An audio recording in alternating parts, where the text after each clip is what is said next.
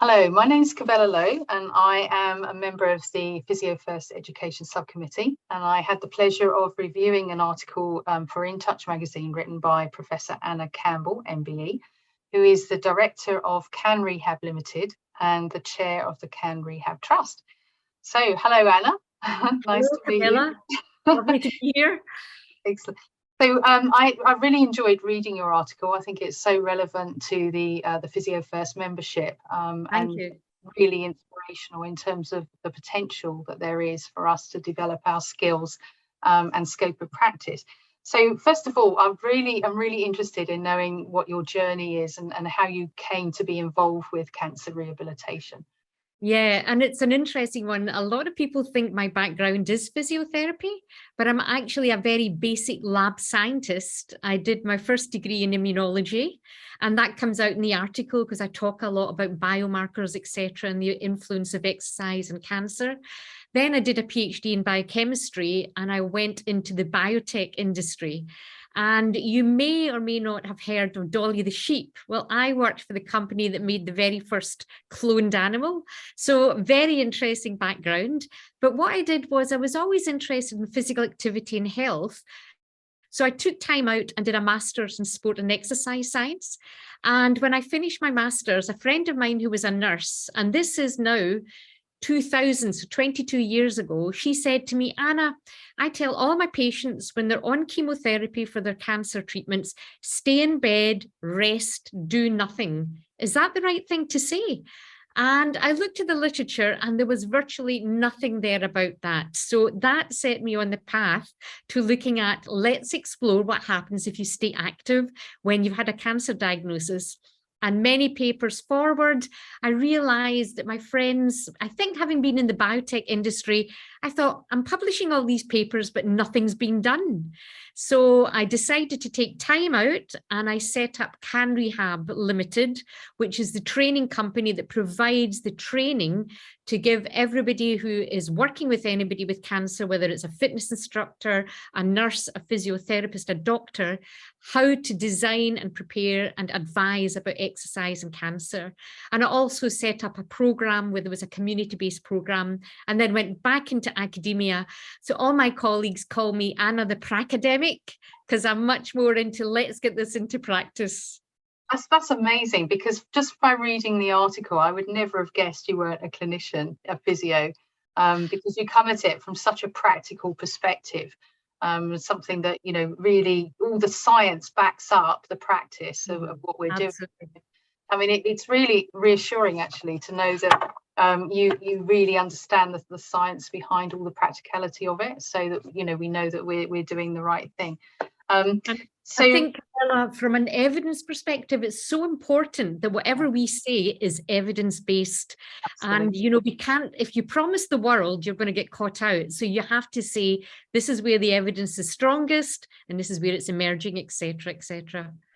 Very important. And I know Physio First has got such a strong ethos of using evidence-based practice and demonstrating the effectiveness based on the evidence. So, you know, that's really is part of the whole ethos of Physio First, so it fits really well.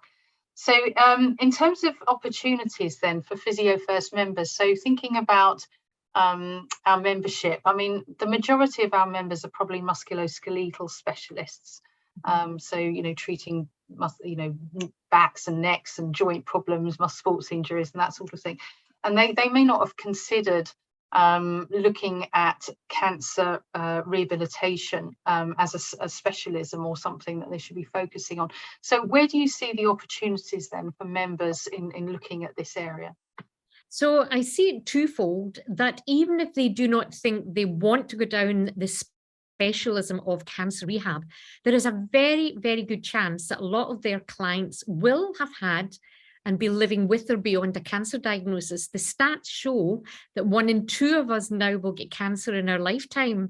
So I think even if you want to stay in MSK, you need to be aware of the part that where somebody may have had a cancer diagnosis and the implications of that on how you might treat them. But to think specifically about cancer rehabilitation, I can give you 3 examples. Number 1 is shoulder range of movement. A lot of women who've had breast cancer and had a mastectomy or a lumpectomy or their lymph nodes removed will have reduced range of movement. So this is an ideal time for a private physiotherapy to get involved and help that woman get her range of movement back. Because sadly, within the NHS, there is not a lot of support there, particularly times are hard and with waiting lists, they don't have those opportunities. So that's number one. Second thing is men who have prostate cancer, huge number of men who are going for a prostatectomy, which is removing of the prostate. The big issue they have post-surgery is incontinence, urinary incontinence. And yet there's lots of really good evidence that physiotherapists can help strengthen the pelvic floor and significantly reduce that incontinence. A third example is colon cancer. So I'm talking about the big three cancers that there are diagnosed.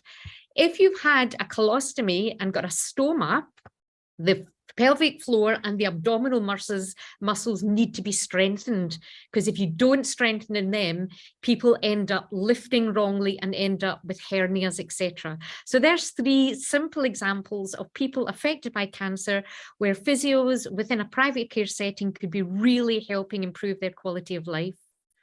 I definitely think that physios in private practice probably have the luxury of having a little bit more time with patients as well. I mean, apart from the whole waiting list thing, which is really problematic at the moment, actually getting access to treatment, but also, you know, having time to spend talking to the patient who might be very anxious about their problem, or, you know, never encountered a physio before who can help them with such problems. I think there are opportunities there, isn't there? Absolutely. And some people may be afraid to say I've had cancer because they might think the physio will think, oh, what am I supposed to do? Is that an additional thing? So being able to confidently go through in a questionnaire and see the word cancer comes up and relax and start to talk to them about their treatments and their side effects and address them. If you have the time to do that, that's going to be a huge bonus to your clients, and it will help you design what they need very uniquely and specifically to them, which I think a lot of people with cancer probably don't get in a lot of settings where they come for something else, but nobody addresses some of these long-term chronic side effects that they have through their treatment. No, you're absolutely right. And I also with the Physio First quality assured practice or clinician scheme, it's really important that the physios are able to demonstrate outcomes as well. So I think in your article you mentioned specific outcomes measures, don't you, that physios could use. What specifically is there that would be useful for them? Well, there are a number that are used within the kind of exercise oncology field by clinical exercise physiologists and physiotherapists. I know write papers. So if they're looking at shoulder range of movement, seeing using a goniometer, can you improve that range of movement, or using a validated tool like the DASH questionnaire, and you can see where they're actually being able to function more. With somebody who's maybe functioning a lot less able than they used to due to chemotherapy side effects, where their heart cardiorespiratory fitness is reduced and their muscle mass is reduced, you can use simple field tests like a 6-minute walk test to show that they're actually improving, or a sit to stand is another really good one for showing muscular improvements. So there are different ones depending on what your client is looking for as far as improving. So again, it depends on what is the functional aspect that you're trying to address, and then finding a pre and post assessment for it.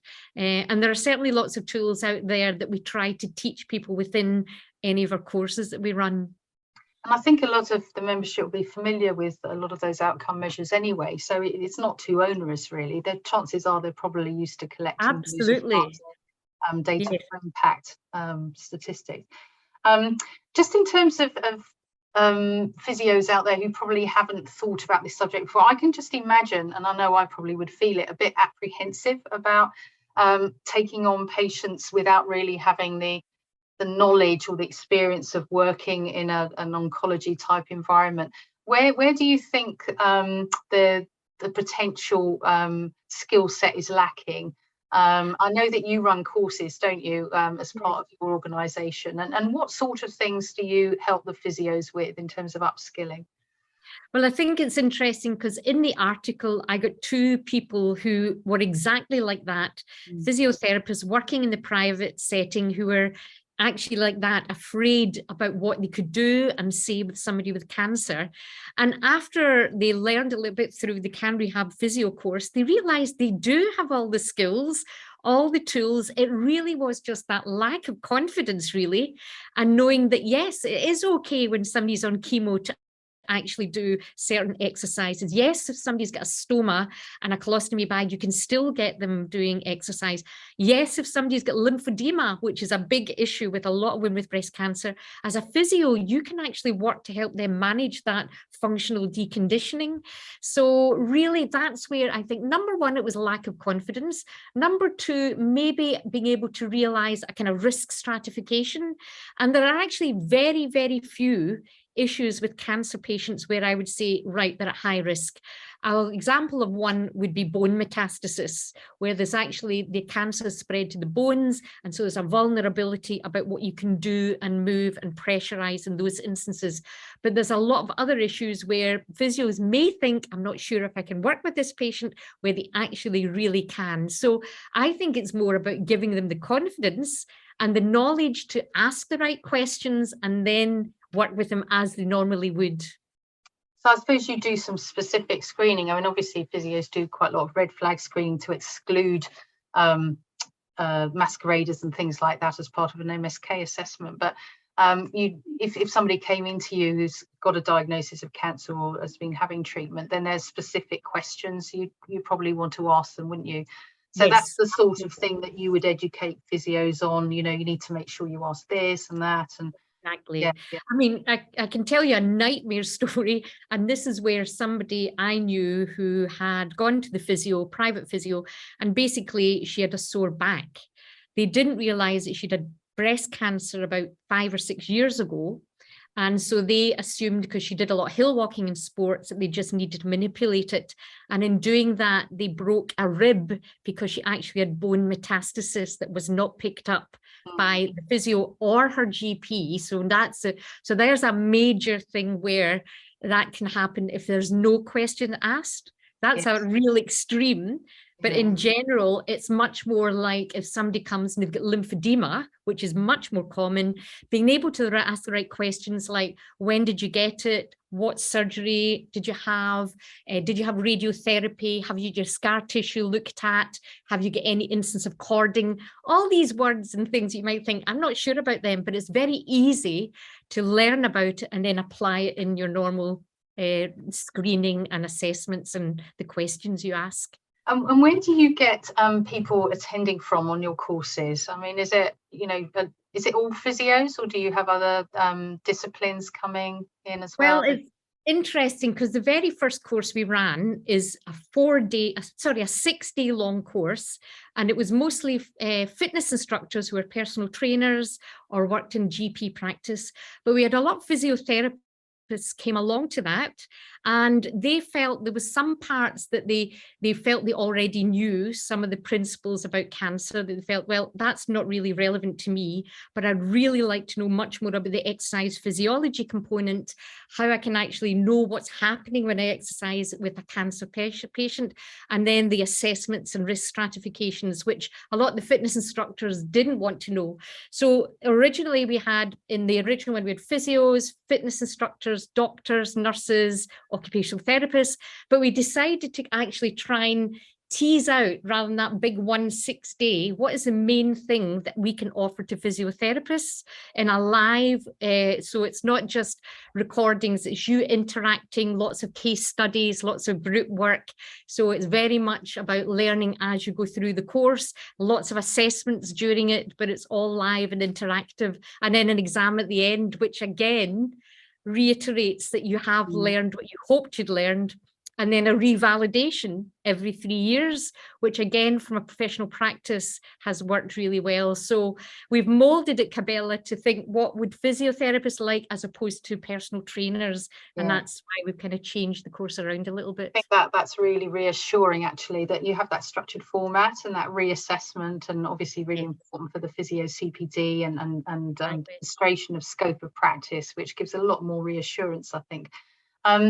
So, I mean, I don't know about you, but just personally, I think that there's tremendous scope for Physio First members to not just look at treating patients more holistically, perhaps, that come in, who've got a history of cancer, who come in for a straightforward MSK problem, but also perhaps advertising cancer rehabilitation as a service, given the fact it's really difficult to get referrals for that sort of management on the NHS these days, and it's so important to people. You know, having got through all your treatment, you want to live life to the full, don't you? Absolutely. And feeling better and fitter and able to do more is so important. So I think physios probably really have a large part to play in helping quality of life, couldn't they, of these people? Yeah. So I know, in terms of sorry, I was just going to say, I know quite a few private physios who have done exactly that, set as part of them a day or a half day once a week where it's cancer rehabilitation, and even had kind of group things going on, and they've really been successful. It must be really rewarding as well for the physios to be able to help people like that, definitely. So finally, take home messages really from your side. You know, what can you tell us? What do we need to do? Yeah, so for physiotherapists, the world's your oyster as far as working with people with cancer. There is a huge opportunity for you to actually start to directly promote and advertise that you have the competencies, which you all have. You may just need that little bit of a course or a CBD to give you the confidence to know that you can do it. But definitely there are a lot of people affected by cancer that really could do with your help. And I agree that it's one of the most rewarding things I have ever done is working with people with cancer. The thanks and the improvements you see so dramatically are really just something that makes my work so easy and enjoyable. Brilliant. Thank you. And then finally, perhaps you could just tell us a little bit more about how people can access your courses. Yes, so CanRehab, if you look up www.canrehab.co.uk, we have all our courses on there. We have one coming up in October. I think there's maybe a couple of spaces left. We don't try and oversubscribe so that everybody gets lots of attention. But if you look there, you'll see upcoming courses for physios, and we'd be delighted if any of you were to come and join us. I certainly have one, but all of the people who actually lectured the course are experts in their area. So we do pull in the bests internationally. We have an international bone mets physio. So that's one of the people we have actually part of the course. That's really interesting. Thank you so much for your time. It's a great article, and I would encourage everybody to read it. It's such a useful thing to understand and you know, develop your practice with confidence in helping these people. So thank you, Anne. It's been an absolute pleasure.